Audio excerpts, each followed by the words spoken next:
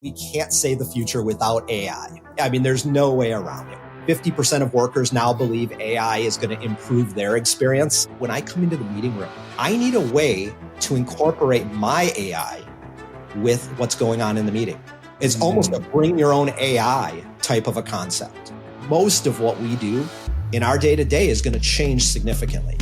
Hear the latest AV trends and predictions in this episode of Crestron's Smarter Spaces podcast on your preferred podcast platform. On this episode of ResiWeek, we talk payroll increases, CEDIA plus HTSA trainings, and Trident IoT. All this and more on this episode of ResiWeek. This is ResiWeek, episode 430, Offer Benefits.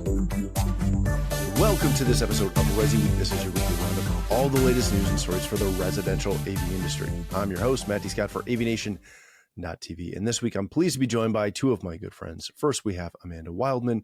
She's the co-owner of TruMedia Home up in Michigan. How you doing, Amanda?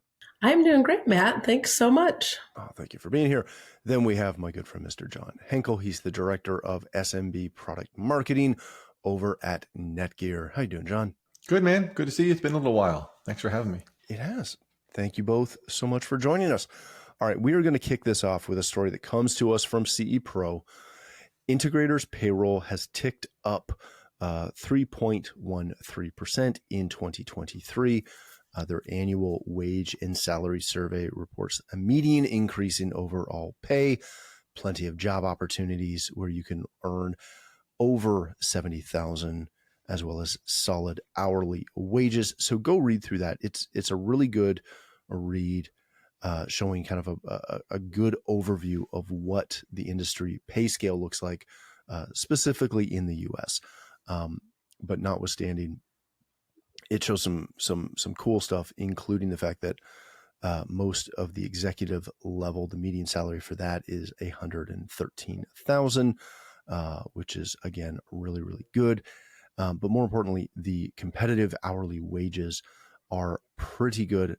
Entry-level technicians are earning about $20, $20.50 last year. But after the 2-year mark, that jumps up to about $27 an hour. Service techs are making an average of $26 an hour. All right, Amanda, let me start with you on this. A 3% uptick is pretty good. I'm curious how much of that is actually keeping up with inflation in the U.S. there. But when we separate that from inflation, is this what we should be expecting to see across the board as far as salary increases? I mean, I definitely think that seems to be pretty on par as far as salary increases go. My biggest thing has always been, I've never been a person that's done raises specifically based on like longevity with my company or necessarily yearly reviews. I do that more based on when you take things off of our plate. But it is becoming more competitive because in order to be able to get people in order to be able to keep people, you have to increase wages. But I also think that we've seen, particularly with COVID, when that had all happened, people also being more creative with it. So we have like some different things with flexibility where we started over COVID going to a 4 10-hour day. So instead of working 5 days a week, 5 8-hour shifts, we did a 4 10-hour day so that way my employees get a day off so that they can do doctor's appointments, things like that. So they, did obviously salaries go up again as they take things off of our plate. But, being more creative and being more flexible with, some of those things. And then we added a lot of education into ours as well. We really started that trend during COVID where we pay for some education. And so since we added our electrical division, one of our things is we've got a contract where we help them and we pay for their journeyman license. So we help them actually do their schooling. We allow them to be able to have the time off, to be able to go ahead and do that and take those classes and take those tests. So I don't know that it's keeping up with the rate of inflation with everything else, because also being a mom who has a son who's just graduating this week and seeing how much increase has gone up for college and university, even just in the 4 years from my daughter to my son, has been a little bit insane. So I don't know that we're keeping up necessarily with that, but it is good to see, those those going up and people valuing more those technicians, even at those entry level positions. It's no longer just a, real basic, you can get someone for, $10 an hour or something like that kind of a thing. You really have to be like pouring into, and there's incentive, I think, then when you're paying more too, to try to make sure you're keeping those employees longer term. Yeah, that's a great point. I looked it up while we were chatting. In 2023 in the U.S., the Consumer Price Index rose 3.4%. So it's not exactly keeping up with inflation, but it's pretty darn close. John, when I look at these numbers and kind of the hourly wages that are the median wages there, as well as the annual salaries, et cetera, they seem to be fairly on par with what I loosely know about the construction industry, right? How do these, do you think that these wage points line up effectively with, like the commercial AV market, the construction market? And are we in for a concern given that, like in California, you've got a minimum wage for, restaurant workers at $20 an hour? Is that going to make these seem small? Yeah, I mean, these are all good questions, and it's a little different perspective from me because I work for this huge, multinational public company. So it's different than Amanda's perspective, of course, and others. And we do have people we hire, but we don't do the installation work. We don't do all the stuff from NETGEAR's perspective. Right. But I think all this stuff is good that people, especially at the entry level, have some choices, right? And then they can get a decent paying job and work their way up. I take it personally too, where when I was in college, I came back summer of my freshman year. It's been a couple of years ago, but I did try to find a job in TV. I started in broadcast television. So, and I was in electrical engineering at the time at Purdue, got a job at a local TV station in the union, IBEW. Mm-hmm. And that was great because the wages were a little higher and everything. It was great. And that was a great way to start. So I think more of this across the board that these organizations can do to publish what the rates are and get them up to be union-ish or, just more out in the open, I think is the key, and provide more opportunities for anybody, young or old. I think those are really good things. I was a little confused by the report, to be honest. There's a couple of things I highlighted. I'm like, but it said it went up here, but then they say essentially every wage and salary figure is down year over year. So I'm not sure where we are after reading this, to be honest. So that some of that stuff was confusing to me. A couple of takeaways real quick that I found interesting about this was that more than 70%, 77% said they offer bonuses, and the median remained the same, just under $1,500 for bonus. Now that's a really cool thing. I know that's an extra special level of engagement you have with employees. You're able to do that. I know for NETGEAR, I was concerned about that coming into a big company. It's built in, and now as someone who manages people too, it's built into the people yearly, and you have some discretion for that. And that's a really cool thing that rewards people that are working their tail off, but maybe you can't give them an increase in salary. But hey, here's a bonus, have a good dinner out, have a good weekend or something. Well, $1,500 would do, more than that. So those are the things I think that are real positive in this report too. And then being an older guy here, what I noticed people say that the other gripe was they didn't offer 401ks. And that's something that, boy, I wish I sure thought of when I was 20 years old, 30 years old. And it's hard for an employer. Well, Amanda, and you're an employer. You can't do that for everybody. You can't do that all the time. I realize that it's hard, but boy, is that a great thing. So my takeaways from some of this study. Amanda, just before we move on, is that a big concern? Because that was something that has stood out to me, gosh, as long as I've been in this industry, is that especially on the residential side, the majority of companies are smaller companies. They can't do the benefit packages that, for example, even the larger commercial AV companies do. It's much more hey, we can offer you this amount to use towards some sort of medical benefit or something like that.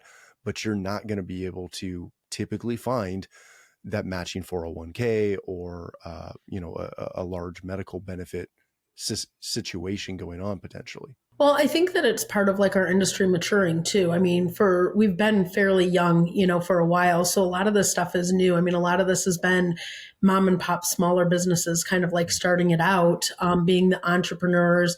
Now that we're kind of getting our businesses, solid and steady, and, the industry's been around and it's not slowing down in the fact that we're doing more jobs, we're doing more work.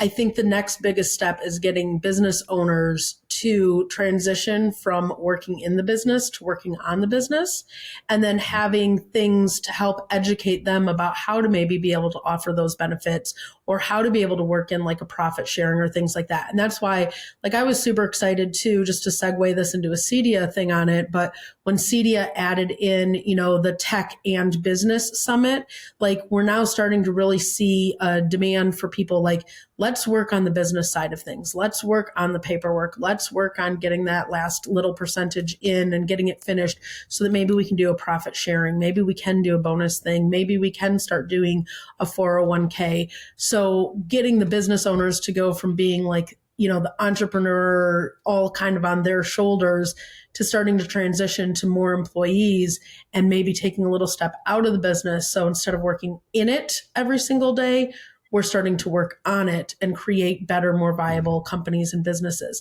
So I think that that's a really important thing for all of us to look at. I think that's a really good point, that I think in the residential world versus commercial world, you'll find that the majority of people were the woman doing installation, right? That's how you started. And you're like, well, I can make a business out of this. Like, your friends hired you or somebody like that, right?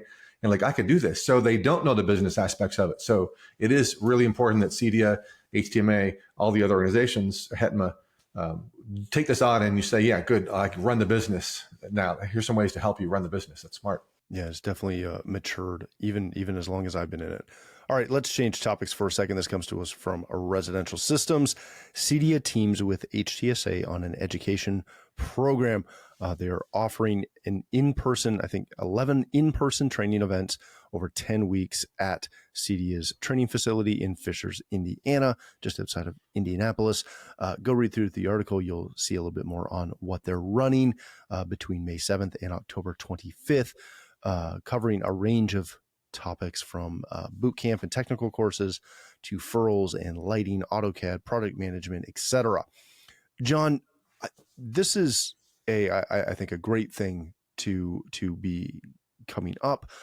How important is it to have these in-person training events versus, just doing online webinars, etc., especially in a technical field such as this? It's important. I'm going to stop right at the first part of the article where it says where it's based, Fishers, Indiana, because I grew up in Indianapolis. That's where I got my start. So I'm thrilled that they're doing this in my former hometown. Moved away a couple of years. So it's cool. And it's the crossroads of America is what Indianapolis is called, right? You can get there from anywhere relatively easily. So it's a really key part of that.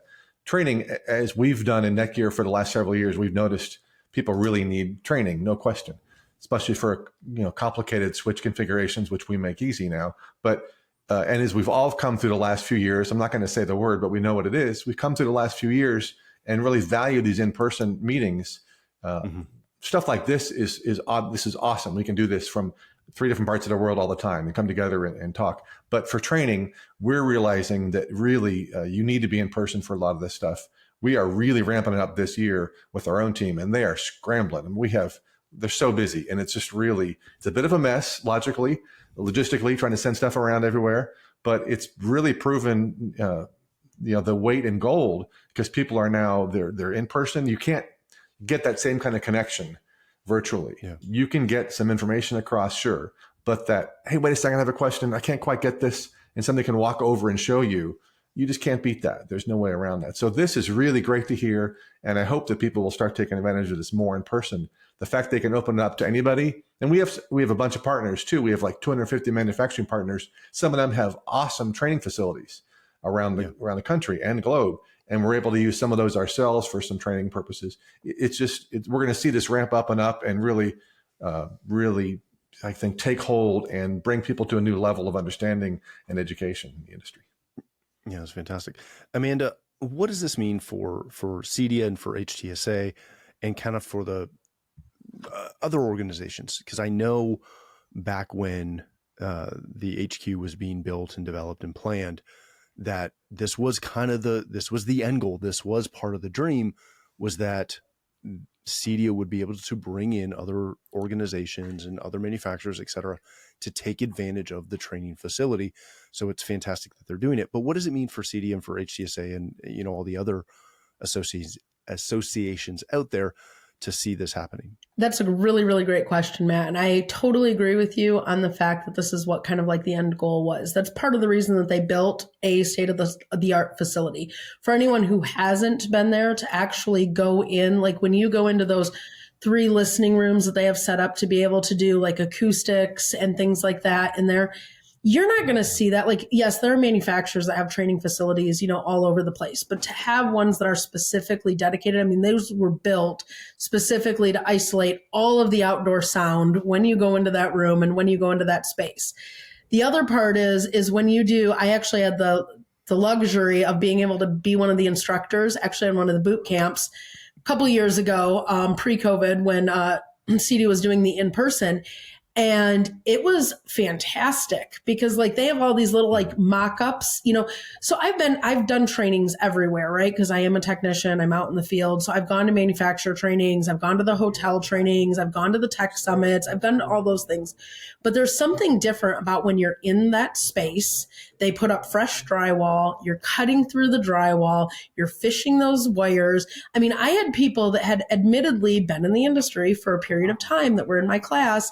And like, I didn't help them. I knew what they were doing, but first thing they took the speaker and they threw the template away, right? When they were cutting the speaker. Well, we all know, like, you want to have the template right there. So what they did is they cut around the shape and the size of the actual speaker itself. So like they had a hole that was like way too big, right? And I let them make that mistake because like I knew it's just in a training facility. But like as a boss, like had that happen on one of my job sites, right, with one of my employees that I was teaching, like I would have had a really expensive drywall repair. I probably would have like been hollering and like losing my mind, you know, like on a job site. And, you know, oh, here, just let me do it and take it over. Now they did that as a mistake. They go to put the speaker in. And of course, as we all know, the speaker's going to like fall like right through the hole. And they're like, well, how do we get it to stay? And I'm like, well, I don't know. How do you get it to stay? And they had to really go through that entire process. And so they really had the ability to, I will say, fail in a very safe environment that as a boss and as a business owner, we don't always get the ability to allow our employees to potentially learn or fail in a safe environment because they're so oftentimes on the job doing like the physical training. Does that make any sense? Yeah, no, it makes tons of sense. And so I think that that's really, really great. And so HTSA being able to like partner with that. I mean, I hope that other manufacturers, you know, grab onto that, like when new products launch, when there's new installation techniques on how to be able to do stuff. I mean, it's a really great, like you said, it's centrally located. It's pretty easy to get in. The other thing is yes, I've done all of the trainings in Vegas and all this other kind of stuff. There is something about it being in Indianapolis. Like I know it's not necessarily as flashy as Vegas or some of these other places, but you really come in and you're really focused on actually doing the work, actually doing the studying, actually getting the training. You don't have all the other distractions. So I really hope that we start seeing more manufacturers kind of take advantage of that. And I think when they start seeing how easy it is, I mean, you've got that huge giant classroom, so you can do in-classroom training. You can do some really, really great hands-on training for manufacturers to come in, or like HTSA, they've got that loading dock so they can just back in like the truck or trailer, whatever it is that they need. Super, super easy to use. So it seems like a no-brainer to me. I hope more people use it. All right, let's hit our last story of the day. This comes to us from Residential Tech Today. Trident IoT has launched their Targus Z-Wave series silicone. Excuse me. It is a brand new system on chip solution that supports all the latest advancements in Z-Wave, including long range and the U.S. implementation of long range to the European spec. That SDK is going to be shipping very, very soon. All right, Amanda, let me start with you on this. I always kind of geek out a little bit over these stories because I think it's very cool what's coming up and what's coming down the pipe. And I love the fact that, you know, they're just expanding this so quickly. All that to say, is the most exciting part of these announcements, and specifically this announcement, the implementation of Z-Wave long range? Is that what we should be excited about? Yeah, I mean, I think when any of these things come out, like it's always exciting to geek out and, see how it's going to change your business and what it is that you're going to do with it.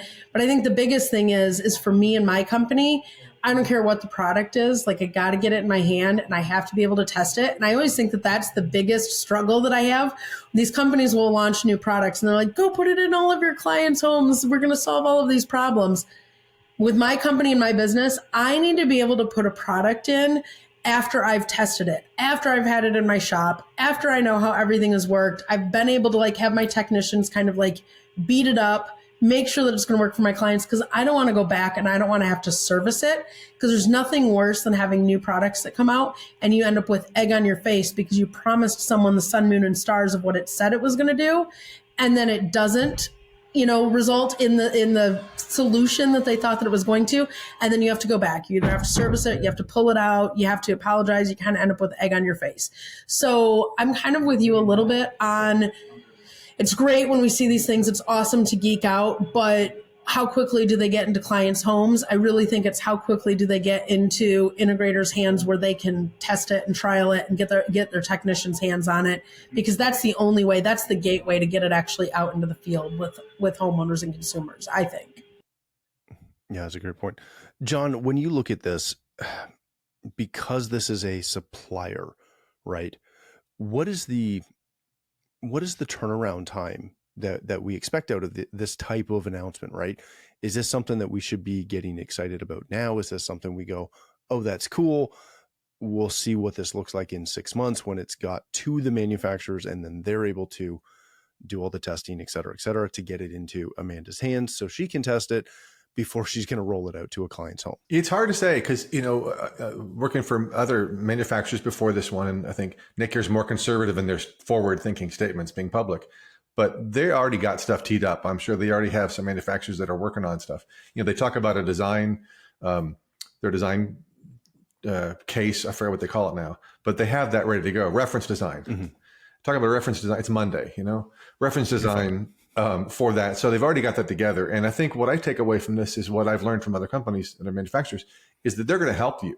So this enables smaller manufacturers who couldn't, or even integrator, to bring a product to market. You can work with them and that reference design and get something to market pretty quick.